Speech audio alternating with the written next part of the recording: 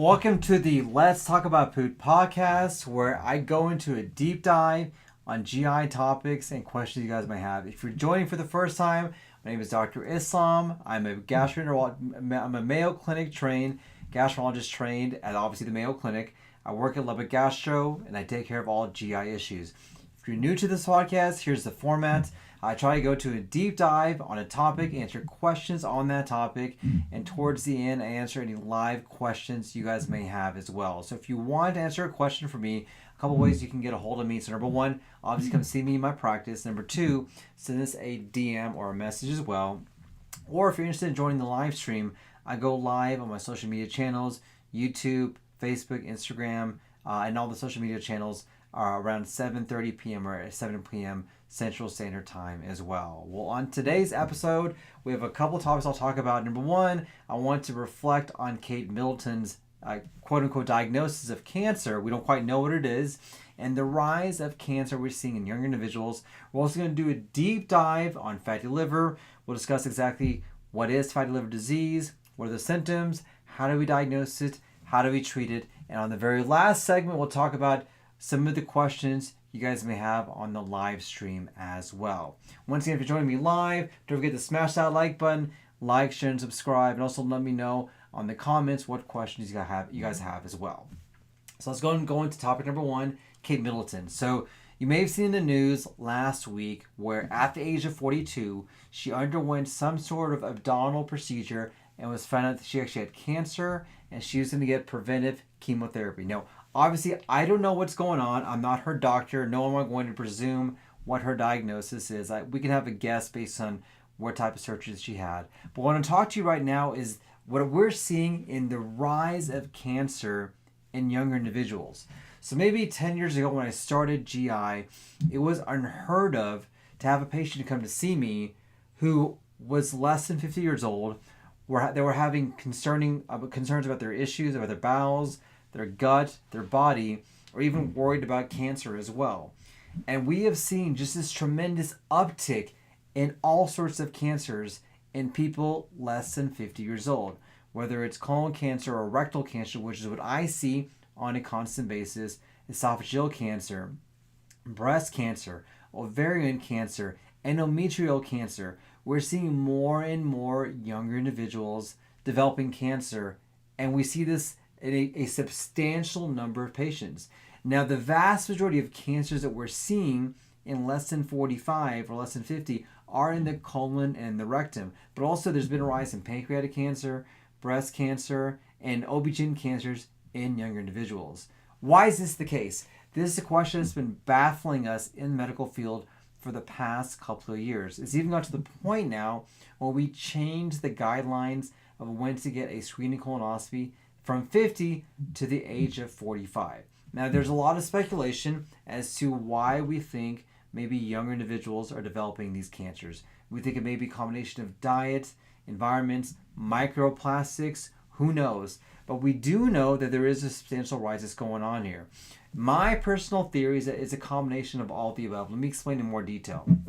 So, we do know that food and diet plays a role in our health. You know this, I know this. It doesn't have to take a medical scientist or a doctor to tell you that. If you eat like crap, you're going to feel like crap. You're going to get obese, have problems with your gut, problems with your heart, high blood pressure. Everything we're putting into our food affects everything that's going on. And we're seeing the results of this. All the processed foods and the foods that we've been making for the past 15 or 20 years since the advent of fast food is playing a role in our health. And because of that, we see a rise in obesity. We see a rise in hypertension, a rise in stroke, a rise in heart disease. And in my opinion, this is the reason why we're seeing a rise in cancers as well. We are what we eat. And I know for a fact that my patients who eat bad, they feel bad. And I'm seeing more and more of these cancers, especially colon cancer and esophageal cancer, and those individuals that are obese, that are big, and that don't have a good diet. We know that there's a change in the gut microbiome that's going on, and it cannot possibly be healthy for you or for anyone to eat the types of food that we're eating and expect us to live a normal life. So we know that's playing a role. That's one reason why I think we're seeing a rise in cancer. the hormones we're putting in, the processes we're putting in, the preservatives, things that make it taste good, the sugars, these things that add up, and over time, it's going to make a huge problem, and we're seeing this problem right now. The second thing is the environment. So we know that the environment that we're in right now may not be the healthiest environment. We have a lot of pollution going on. We have things in our water that we're not quite sure. The way that we're interacting with our phones, with technology, with some of the things we just don't know, I suspect it's also playing a role in terms of how we feel and in terms of what's going on in our body. Now, there's no good way to measure this. I can't do a test or a study to see how one person does with their environment versus something else. But that combination of the environment plus the food really is changing how we're interacting with our world than the way it used to be in the past. And then lastly, microplastics. So we're seeing more and more studies that microplastics actually have a significant role when it comes to the issues going on in our body and in our heart as well. What that role is, we don't know. We're just getting to the basic research of this, but I see in my patients this predominance of individuals who are prone to have problems with microplastics who are developing issues later on in life as well. Now, once again, we don't have an answer. I don't have an answer, but there are things that you can do today to minimize your risk. So number one, if you're having any symptoms, any lumps and bumps, get those checked out. I cannot tell you the number of patients that come to see me who have the occasional rectal bleeding. We do a colonoscopy and we find a precancerous polyp. That bleeding saved their life because they would not have had their colonoscopy if they did not have that bleeding. Or somebody has kind of trouble with acid reflux or trouble swallowing. They came to see me for the same symptom. We found a precancerous lesion and we took care of it. Number two, don't forget to get your screening tests. If you are 45, get your colonoscopy. If you have a family history of prostate issues, breast issues, colon issues, make sure you get that taken care of. If you have a family history of cancers, find out why, what cancer, what age were they diagnosed. These are important questions for you to know so we can make sure we stay ahead of the game as opposed to behind the 8 ball. Number three, change your diet. If you're eating crappy food, you're going to have a result that's not going to be good because of that. Change your diet. Go to more of a plant-based diet. Add in fruits. Add in vegetables. Have healthy fats. Have healthy nuts. Try to fast some time. These things have been shown to help you live longer and to decrease your risk for developing cancer. So do what you can for that. And then lastly, try to minimize the microplastics in your life. I've made an effort myself to try and do that. I'm trying to learn more about this, but the more you learn, the more you try and do this, the better it's going to be for your overall health. It is scary seeing a cancer in someone who is my age or younger. Recently, I've diagnosed multiple patients who are younger than me with both colon cancer and esophageal cancer. Don't ignore your symptoms, don't ignore the environment, and don't ignore what you're putting in your body. Make sure you can find a way to get that taken care of for you. All right, now let's do my deep dive now on fatty liver disease. What exactly is fatty liver disease? This is a very common question. So right now, fatty liver disease is the most common cause for the need for liver transplant and the cause for liver failure in the United States. It is scary what fatty liver disease is doing to the population. And so how do you know if you have that? The issue with fatty liver disease is that it does not cause symptoms until it's too late. Yes, that's scary, but there are certain conditions that I see that tell me you are predisposed to develop fatty liver disease. What are those conditions? So number one, if you're obese, especially if you have central obesity, fatness around your belly, there's a high chance you could have fatty liver disease. Number two, you drink alcohol. Alcohol is a direct toxin to your liver and can cause fat to accumulate in that liver and cause damage to occur as well. Number three, you have diabetes, or you have high blood pressure, or you have heart disease, or you have all of those. These set you up for develop problems in your liver as well. So if you have these conditions, what do I do as a liver doctor to see exactly what's going on? Well, we want to do a couple tests. Number one, we want to do some blood testing. I need to find out why you have fat in the liver. So what's important to me is the cause for the fat. And there are a lot of reasons why. Alcohol is one, obesity is another, but there are some genetic problems that can occur that can cause you to have fat accumulation or liver inflammation as well. So we're going to do testing to see if you have that or you don't have that. Next, we want to do imaging. We want to see how your liver looks. Does it look normal? Does it look shrunk? Does it look big? Are there lumps and bumps on your liver? The imaging test will allow us to see what is going on in that liver. And then lastly, I need to find out, is that fat causing scarring? So what's important to me is that you have fat, but the cause for it, but is that fat causing damage or scarring in that liver? Because if it is, that can predict exactly how your liver is going to be and how closely we need to keep an eye on that liver. So let's say you've been diagnosed with fatty liver disease. What do I recommend as a liver specialist to get this taken care of? So number one, you have to stop alcohol. Not just diminish, you have to stop it. If you already have inflammation or scarring from fat on your belly and you're drinking alcohol, you're not doing yourself any favor. That ship has already sailed, and we do what we can to reverse the damage in the liver to make sure that's doing okay. Number two, diet and exercise is paramount when it comes to controlling what's going on in that liver. The best diet by far is a Mediterranean type diet. I actually had a patient come see me today and say, hey, Dr. Islam, I've seen so many diets out there for fatty liver. What do I recommend? I always recommend the Mediterranean diet. The data is impressive. It works. You add in vegetables, healthy fats, fruits, whole grains. You minimize red meats. This actually works out when it comes to liver disease. Next, you need to exercise at least 150 minutes of moderate exercise per week. You need to get this done. That exercise not only helps out with your body, helps out with your mind, it can help out with your liver and helps out with so many other conditions going on, whether it's obesity, diabetes, heart disease, GI issues, and things like that. So do that. Next, for some patients, you may want to consider vitamin E. Now, vitamin E is kind of a dual-edged sword here. There's been some suggestion it can increase your risk for prostate cancer, and there's some suggestion for some individuals it can make you die earlier. So take this with a grain of salt, with caution. Speak to your doctor. Next, incorporate the foods that can decrease inflammation in your liver. Black coffee, it's great. 2 to 4 cups of black coffee per day has been shown in clinical trials to minimize or decrease or reverse liver damage. So incorporate that black coffee into your diet. There's so many antioxidants that are there that can help out. Next is eliminate or minimize your peas. You know what I mean? Pizza, pasta, potatoes, potato chips. These things can make your liver work to try to minimize your peas. And then lastly, for the love of everything, do not take a liver supplement. It doesn't matter what that supplement says, what you think it's going to do for you, it will damage your liver. Let me tell you a story of a patient of mine. I had a young patient, like 40-ish, who came to see me for liver inflammation. We did a full workup. We knew it was fatty liver disease. We ruled everything else. We gave her the diet recommendations, the lifestyle recommendations. But you know what this patient did?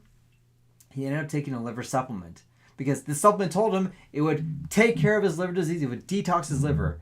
And he ended up having liver failure from that supplement. I actually had to send him to get a brand new liver because he took a supplement to help his liver. Don't do this. We have stories after stories after stories of patients who took a liver supplement and actually ended up damaging their liver. So just make sure you don't do that. Now, lastly, we have a new medication that just got approved in addition to diet and lifestyle to treat fatty liver disease. We're so excited. It's the very first medication that's been FDA approved to treat fatty liver disease. And so we're trying to figure out in what patients to use this on, what insurances will cover it, and exactly how this role is going to play. So if you have fatty liver disease, come see me. We can find out what's going on. Watch my videos.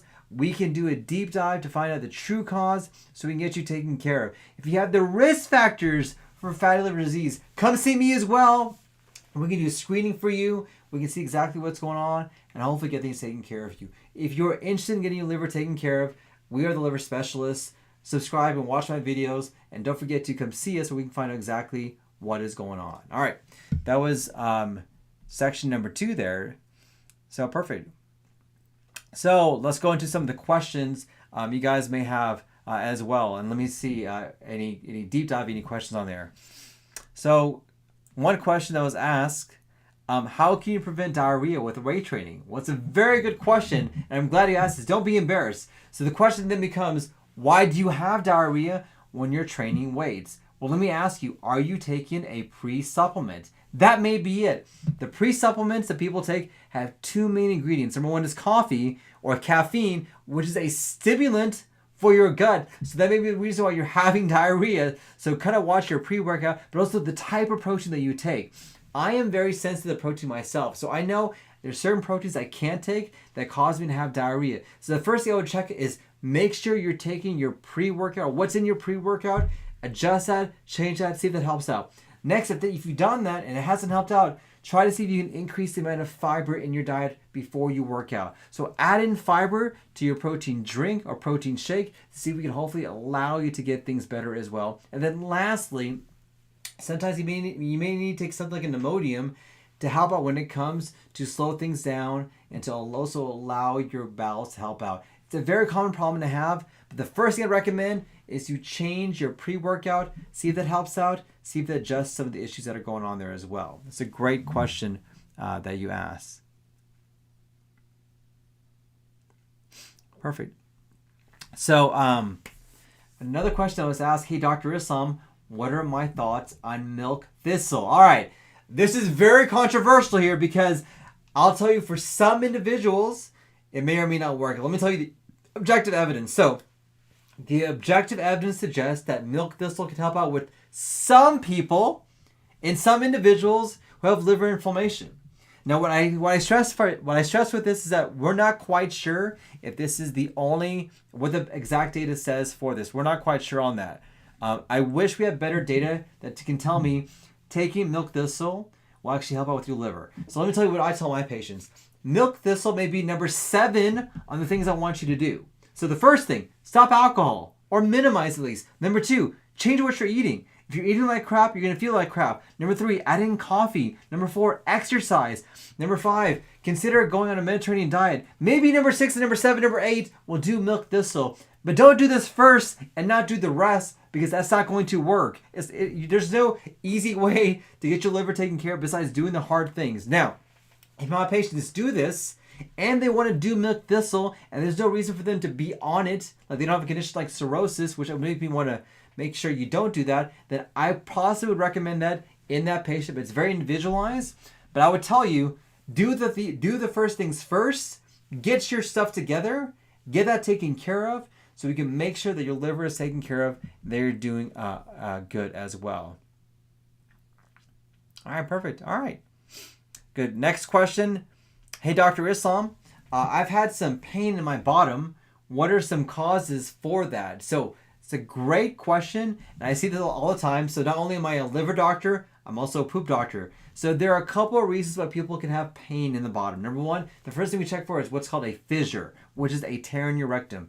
Your bottom does not like paper cuts. No one likes a paper cut, but your bottom for sure does not like it. And when that happens, guess what happens to your pucker? It tightens up. And as it tightens up, it makes that paper cut worse. And then you get more tightening and worsening pain. It ends up being a vicious cycle. And so one of the more common reasons for rectal pain is a fissure. So we can diagnose it with an exam. We'll give you some creams like a nitroglycerin cream that can open up that rectum, allow the blood flow to go on there and resolve those issues. A second common reason are hemorrhoids. Hemorrhoids are dilated veins at the bottom that cause pain, bleeding, itching, and pressure.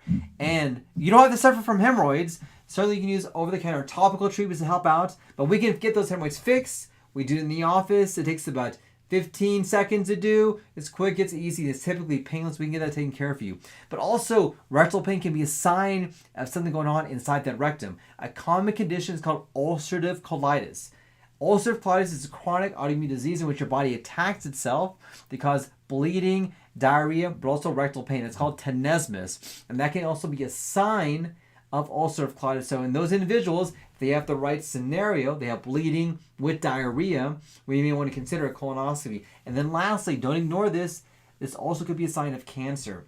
I've had a patient recently who came to see me who was having rectal pain. I did a rectal exam. She did have a fissure. It was very painful, but I felt something in there. So we went ahead and proceeded with a colonoscopy, and lo and behold, she ended up having rectal cancer. Now, luckily, we caught this early. we're able to diagnose her. But if you're having rectal pain, don't ignore this. Come see me where we can find out what's going on. Hopefully do a further investigation and get things taken care of as well for her. So I'm glad this is a great question to do this. All right. So great question. I was asked, can you have liver problems but your labs be normal? It's an excellent question. And I'll tell you, these are the patients that are so difficult to know what is going on because it's hard to really screen patients without doing imaging and blood testing on everyone.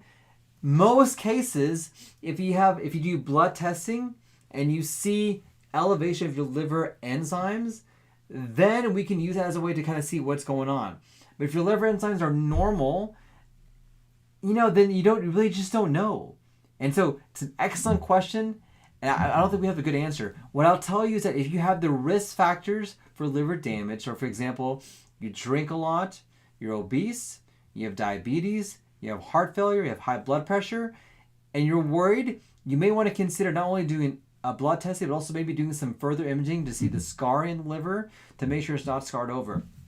I have diagnosed patients with liver cirrhosis, with liver failure, that had normal liver enzymes. So you have to look at the whole picture to see what's going on and really piece together, do I really believe the lab, or am I going to treat you as an individual? And I would rather treat you as an individual, maybe do a little more investigation, even if it takes more time, to make sure I do the right thing for my patients. All right, next question. Somebody asks, hey, Dr. Islam, are there any supplements I recommend for your liver? So let me tell you my spiel on supplements, especially for the liver. Don't take them. Don't do it. It is terrible for your liver. I mentioned before, I've had to send patients for a liver transplant because they took a supplement. Now, if you're going to do anything, do things naturally. Black coffee, high fiber diet, no processed foods, minimize carbohydrates, consider milk thistle, consider vitamin E in the right setting. These are the only things that have been shown in clinical trials, in some clinical trials, to help out in some individuals, but not for everyone. So just kind of use that as a peace of mind or a kind of a guide to see exactly what's going to be the best thing for you as well. All right. All right, guys. Well, I want to thank you for watching. If you want to learn more, if you want to hear more, don't forget to subscribe to my podcast. Give us a 5-star. Apple loves that. We're on Spotify, Apple Music. If you like what you're hearing, don't forget to go to my YouTube channel. And if you want to see me personally as your doctor, come see Slava Gastro so you can see exactly what's going on. Hopefully get you taken care of. I'll see you guys next week on our next podcast. Have a great and happy and healthy day.